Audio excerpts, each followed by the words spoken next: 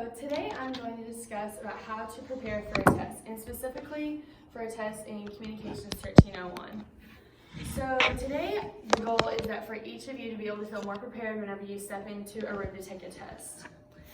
Before we start, the importance of all of this: in order to pass college, you have to pass tests. We have tests in every single class that we possibly take, so this is probably good for everyone to listen to. So we're just going to start out with number one. So each test has a syllabus, or each class has a syllabus that goes along with it.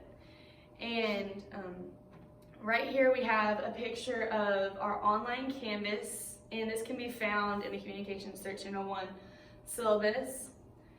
Right here we have files, and once you can click files, it will send a link to the syllabus. And on the syllabus, it will have the date of your test as well as a study guide.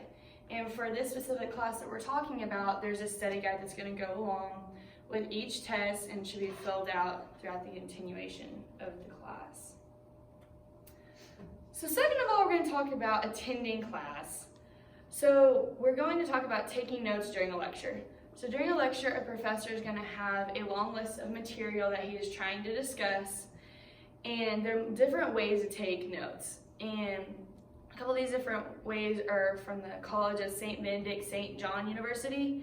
Taking notes in different color pens keeps you more engaged in the lecture, as well as listening to words that his teacher will specifically emphasize. Second of all, since we're talking specifically about the Communications 1301, the study guide that you already have printed out, you should be filling out. The professor typically goes in order with what is on the study guide. That way it's easier to pay attention during class, as well as you know what specifically to listen to.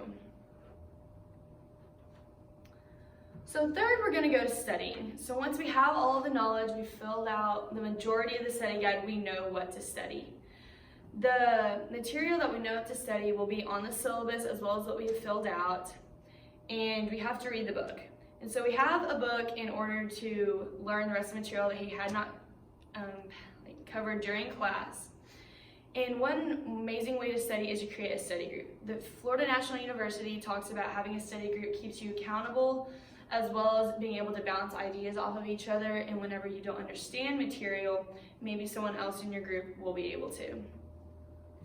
In addition to just studying in general, you have to study regularly. The textbook from Lifespan Growth and Development talks about taking periodical breaks while you study, as well as in order to study for a test and do well, you have to study for at least 15 to 30 minutes per day leading up to the test. And during this, if you highlight important information, especially in a orange pen, you'll remember better. So very last, we're going to talk about test day. So you have to show up. This is very important in order to pass the test.